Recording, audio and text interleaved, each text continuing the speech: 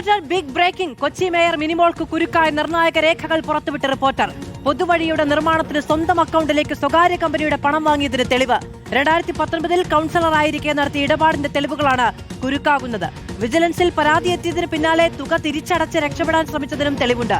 പരാതി വ്യക്തിവിരോധം മൂലമെന്നാണ് കോൺഗ്രസിന്റെ വിശദീകരണം. കോർപ്പറേഷന്റെ കോൺട്രാക്ടറെ സ്വാധീനിച്ച് കളവത്ത് ക്രോസ് റോഡ് ടൈൽ വിരിച്ചു തരാമെന്നും അതിനായി പണം തന്റെ അക്കൗണ്ടിലേക്ക് നൽകാനും ആവശ്യപ്പെട്ട് കൌൺസിലർ VK മിനിമോൾ സ്വന്തം ലെറ്റർ ഹെഡിൽ എഴുതിയ കത്താണിത്. 2019 ഫെബ്രുവരി 2 നൽകിയ ഈ കത്തിന് പിന്നാലെ 3 ലക്ഷം ചെക്ക് മുഖേന നൽകിയതായി അറിയിച്ച് ഫ്ളാറ്റ് നിർമ്മാണ കമ്പനി കൌൺസിലർക്ക് അയച്ച മറുപടിയാണിത്.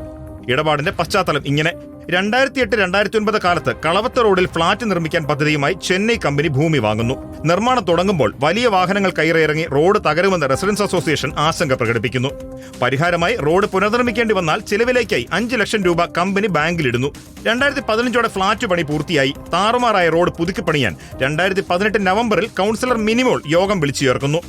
32 ലക്ഷം ചെലവിട്ട് റോഡ് ടാർ ചെയ്യാൻ നഗരസഭ തീരുമാനിച്ചിട്ടുണ്ട്. എന്നാൽ കമ്പനി നൽകിയിട്ടുള്ള 5 ലക്ഷം തന്നെ ഏൽപ്പിച്ചാൽ കോൺട്രാക്ടറെ കൊണ്ട് റോഡിൽ ടൈല് വിരിപ്പിക്കാമെന്ന് വാഗ്ദാനം ചെയ്യുന്നു. ഇത് അസോസിയേഷൻ സമ്മതിച്ചത് പ്രകാരമുള്ള എഴുത്തുകുത്തുകളാണ് മിനിമോൾക്ക് കുരുക്കാവുന്നത്. ഇങ്ങനെ ആദ്യം 3 ലക്ഷം അക്കൗണ്ടിൽ കിട്ടിയ ശേഷം ഫ്ളാറ്റ് കമ്പനി നൽകിയതിൽ ശേഷിച്ച് 2 ലക്ഷം കൂടി കിട്ടാൻ മിനിമോൾ സമ്മർദ്ദം ചെലുത്തുമ്പോഴാണ് നാട്ടുകാരിൽ ചിലർ വിവരാവകാശ നിയമം പ്രയോഗിച്ചത്. റോഡിന് ചെലവായ 32.6 ലക്ഷവും കോർപ്പറേഷന്റെ തനത് ഫണ്ടിൽ നിന്നാണ് ചെലവഴിച്ചത് എന്ന് ഇതോടെ കണ്ടെത്തി.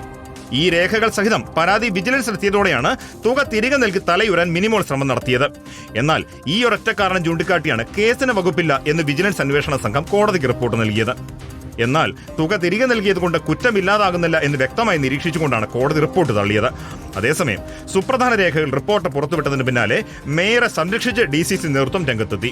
CPMന്റെ നേതൃത്വത്തിലുള്ള ഭരണസമിതി ചെയ്യാതിരുന്ന അടിയന്തര പ്രാധാന്യമുള്ള കാര്യങ്ങൾ 50 ദിവസക്കാലം കൊണ്ട് ചെയ്ത ഒരു കോർപ്പറേഷൻ അസഹിഷ്ണുത ഉണ്ടാകുമെന്ന് ഞങ്ങൾക്കറിയാം. ആ അസഹിഷ്ണുത എങ്ങനെ നേരിടണമെന്ന് രാഷ്ട്രീയപരമായി ഞങ്ങൾക്കും അറിയാം. Anil Emmanuel, reporter, Kochi.